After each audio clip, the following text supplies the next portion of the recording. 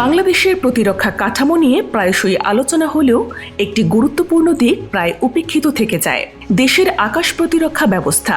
বাস্তবতা হলো বাংলাদেশের আকাশ প্রতিরক্ষা ব্যবস্থাকে নাই বললেই চলে। এমন অভিযোগ অমূলক নয়। বর্তমান সময়ে যে কোনো আধুনিক যুদ্ধের বড় অংশই হয় আকাশপথে।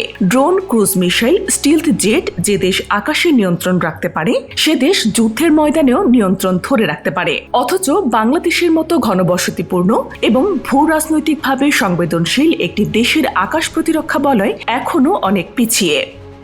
বিশ্লেষকরা বলছেন, বাংলাদেশে কার্যকর কোনো আন্তঃবাহিনী ভিত্তিক বিমান প্রতিরক্ষা ব্যবস্থা নেই।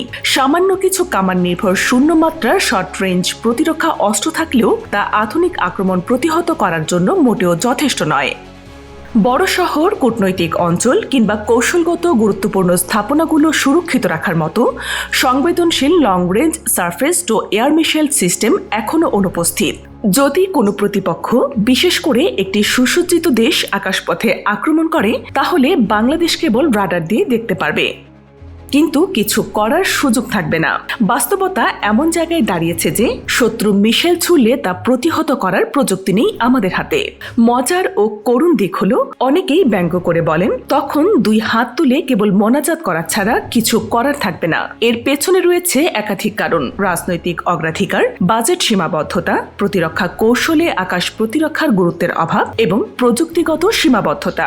এছাড়া দেশের অনেকাংশে এখনো ভূমি ও নৌ প্রতিরক্ষা উন্নয়নে অধিক মনোযোগ দেওয়া হচ্ছে। বিশেষজ্ঞরা মনে করেন, জরুরি ভিত্তিতে একটি স্তরভিত্তিক আকাশ প্রতিরক্ষা বলয় গঠন করা উচিত। সেনা, নৌ ও বিমান বাহিনীর মধ্যে সমন্বিত প্রতিরক্ষা ব্যবস্থা গড়ে তুলতে হবে। আন্তর্জাতিক মিত্রতার মাধ্যমে উন্নত রাডার, মিসাইল সিস্টেম ও ট্রেনিং নিশ্চিত করতে হবে। পাশাপাশি ঘরোয়া প্রযুক্তি উন্নয়নের দিকেও নজর দিতে হবে। আধুনিক যুদ্ধক্ষেত্রে আকাশ প্রতিরক্ষা কেবল চাই নয়, বরং চাই পর্যায়ে পৌঁছে গেছে। বাংলাদেশের জন্য এটি আর বিলাসিতা নয়, বরং জাতীয় নিরাপত্তার অবিচ্ছেদ্য অংশ। এখনই পরিকল্পনা না করলে ভবিষ্যতে শুধু মোনাজাতি নয়, আরও বড় মূল্য দিতে হতে পারে।